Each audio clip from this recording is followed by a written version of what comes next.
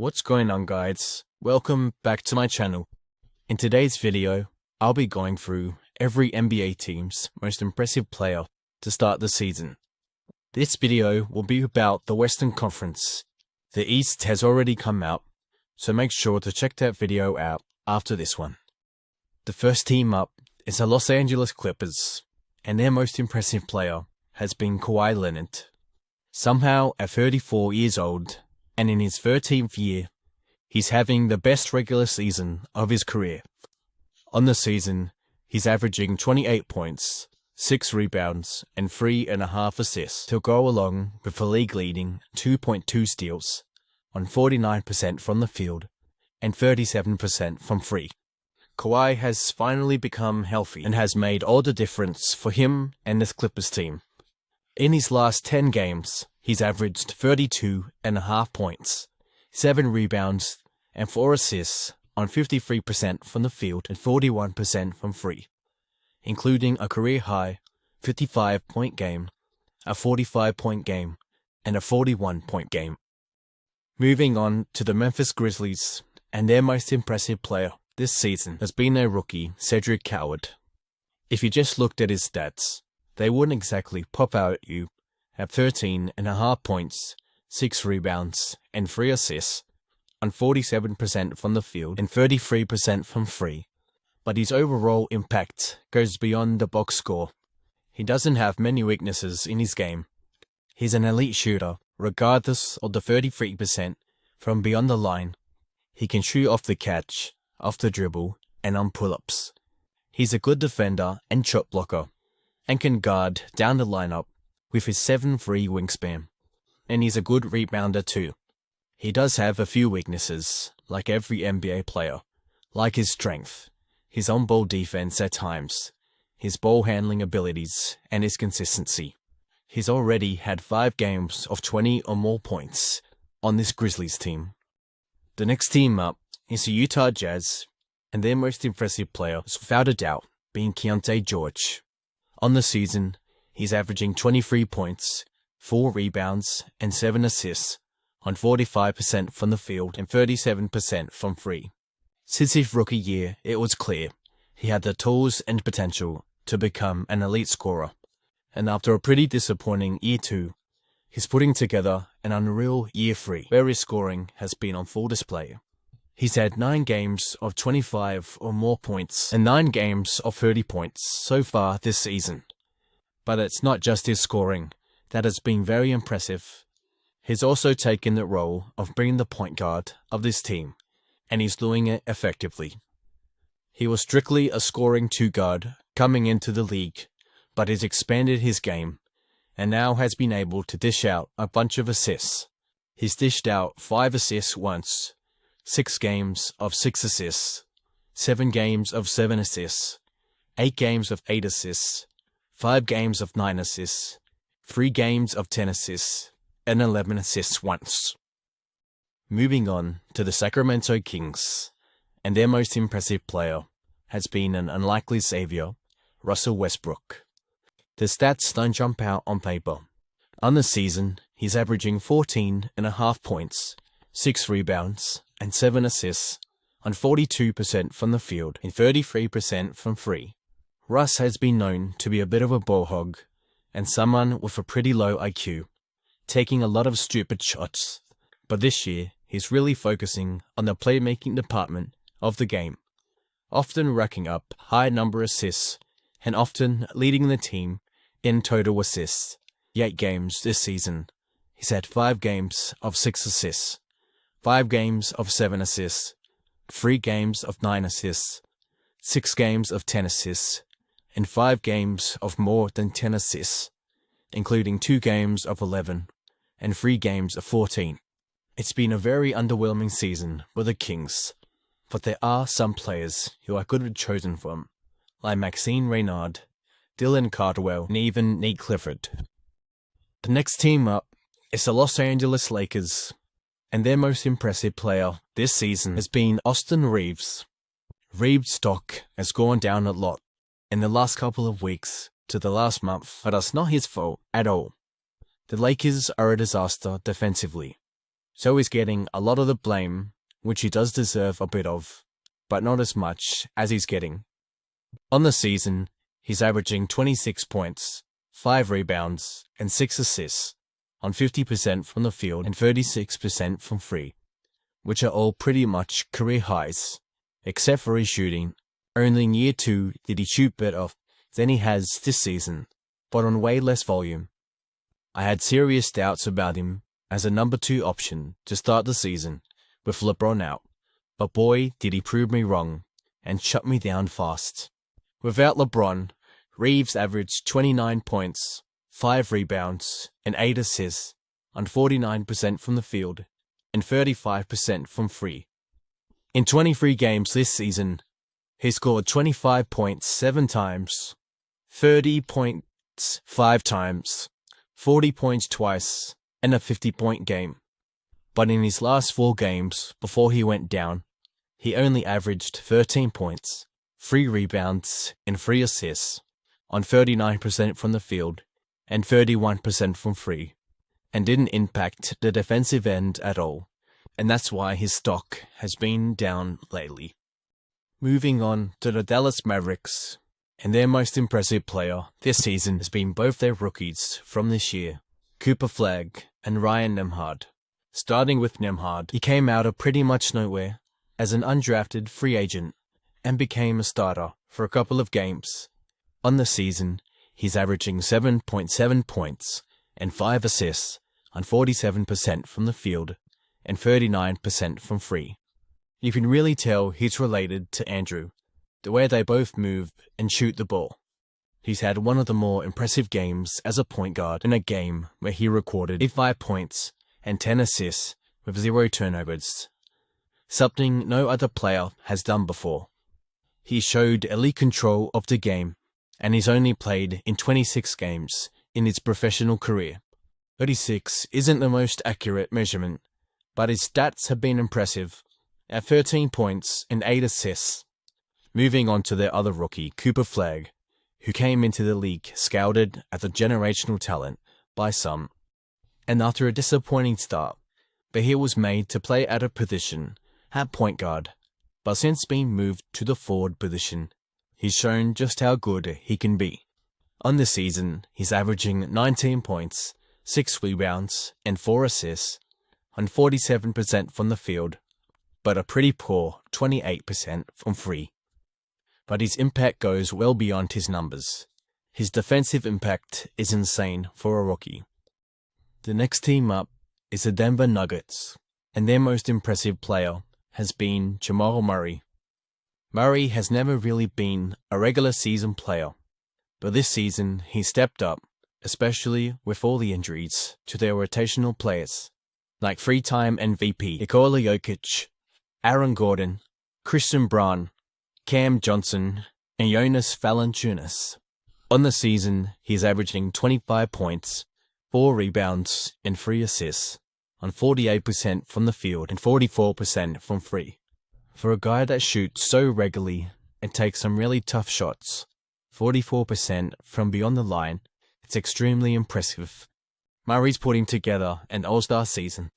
He's had 5 games of 25 or more points, 8 games of 30 points, 1 40-point game, and a 50-piece. I also want to give a shout-out to Peyton Watson, who's come out of nowhere and averaged 23 points, 7 rebounds, and 3 assists on 48% from the field and 46% from free in 7 games since Jokic has been out, and he's still providing elite defense on the perimeter. Moving on to the New Orleans Pelicans, and their most impressive player has been their rookie, Derek Queen. For a rookie, Queen is having a fantastic season where he's averaging 13 points, 7 rebounds, and 4 assists on 49% from the field, but a pretty terrible 18% from free. But coming into the league, his mid-range and 3-point shot has always been questionable. Queen is a great player when it comes to his game around the rim, with his footwork in the post, his tough touch around the rim, his floater and baby hooks, and he can punish smaller guys when they get switched onto him. His passing game is another reason he's been so impressive, He hits cutters in the post, makes good reads when he's double-teamed, and can read the floor well for a rookie big man. There's a reason he's got the nickname El Baby Jokic. The next team up is the Houston Rockets, and their most impressive player has been Alperen Sengun. On games this season, he's averaging 21 points, 9 rebounds, and 6 assists, on 50% from the field and 31% from free. But it's not his stats that have been impressive. With the injury to Fred VanVleet and no real other point guard on the roster, he's become the offensive engine of this offense. Everything Houston does flows through him with his elite passing game for a center, where he finds cutters and can hit the open shooters. This season, he has looked a lot more mature. He's become a better decision maker. He's more patient. He's not forcing shots for the sake of forcing them anymore, and the offense looks organized when he's on the floor and disorganized when he isn't. His defense has also improved a ton since coming into the league. Moving on to the San Antonio Spurs, and their most impressive player has been Victor Wembanyama. Wemby got off to a fast start with a 40-point, 15-rebound game, followed by a 29-point, 11-rebound, and 9-block game, followed by a 31-point, 14-rebound, and 6-block game. He started off the season on a historic trajectory, but since then he has been fine, but nothing spectacular offensively. But it's his defense that truly stands out above the rest. 5 games this season, Wemby is averaging 24 points, 11 rebounds, and 3 assists, on 51% from the field and 35% from free, to go along with 2.8 blocks. He's third in total blocks this season with 66. This season, he scored 25 or more 6 times. He has 6 30-point games and a 40-point game, to go along with 2 11-rebound games, 4 games of 12 rebounds, 1 game of 13 rebounds, 3 games of 14 rebounds, 3 games of 15 rebounds, and 2 games of 18 rebounds. Going back to blocks, he's recorded 4 block shots in a game 3 times, 5 blocks 3 times, a game with 6 blocks, and a game with 9 blocks. He's also recorded a triple-double in a game where he scored 31 points, grabbed 15 rebounds, and dished out 10 assists in 36 minutes. De'Aaron Fox had also had a pretty impressive start to the season. The next team up is the Phoenix Suns, and their most impressive player has been Dillon Brooks. Brooks has always made an impact everywhere he goes, but no way would I have thought before the season he would be a 20-point per game scorer. On the season, he's averaging 21 points and 3 rebounds on 45% from the field and 35% from free, by also bringing the same defensive intensity he's always brought. Throughout his career, his impact was always on the defensive end and in the locker room with his competitiveness. But again, this season, it's expanded to the offensive end, and it's not like his envy stats. The Suns are winning more games than I and a lot of other people thought they would. We're about halfway through the season, and the Suns are 9 games over 500 with a better record than the Rockets, Warriors, Clippers, and Mavs. Brooks has put his name into All-Star consideration, something I never thought I'd hear myself say after the way he left Memphis and even last year in Houston. Moving on to the OKC Thunder, and their most impressive player has been Shai Gilgeous-Alexander. I don't like putting team's best player, but he's the only one that's always a legitimate scoring threat and is still competing defensively, even when he has one of the greatest defensive teams around him. On the season, he's averaging 32 points, 4 rebounds, and 6 assists on 54% from the field and 39%. Even when teams plan their defensive schemes around trying to stop him, he still scores at will.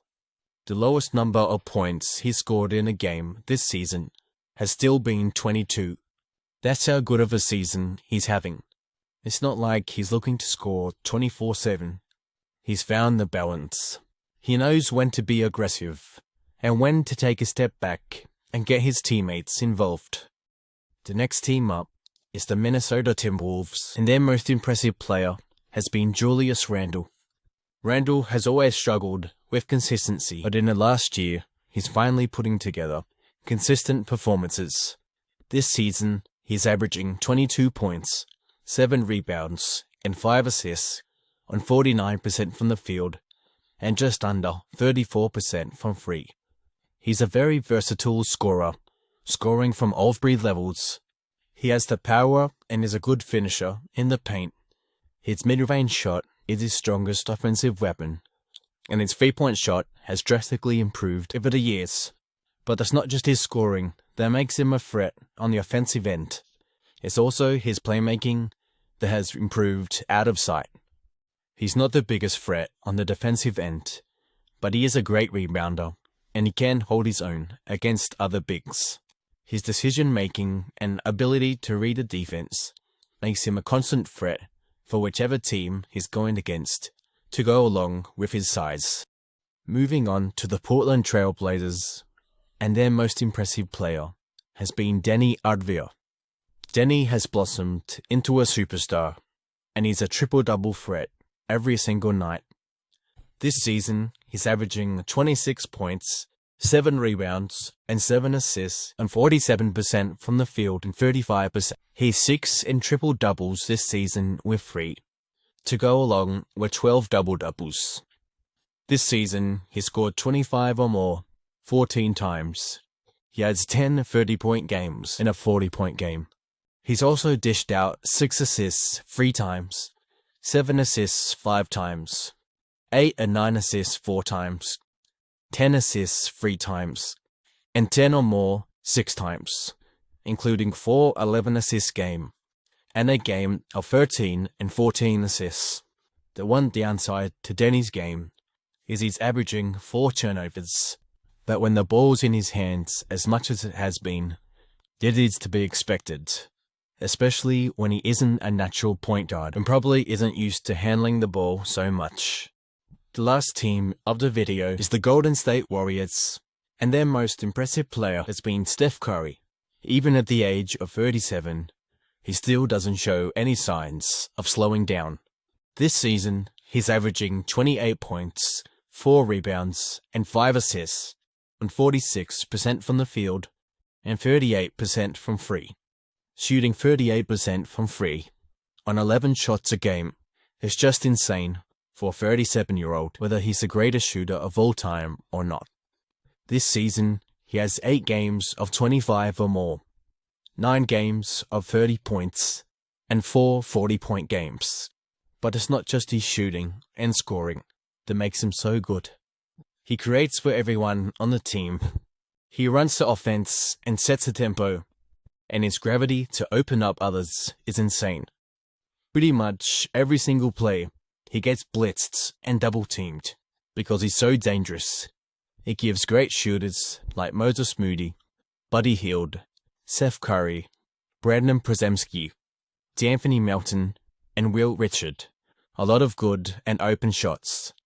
It's sad to see the last couple of years of Curry's career were in a way stuck on a dreadful team. That's going to end the video. Let me know who you think the most impressive player on every team has been. If you enjoyed the video, make sure to hit the like button and subscribe if you haven't already, and I'll see you on the next one.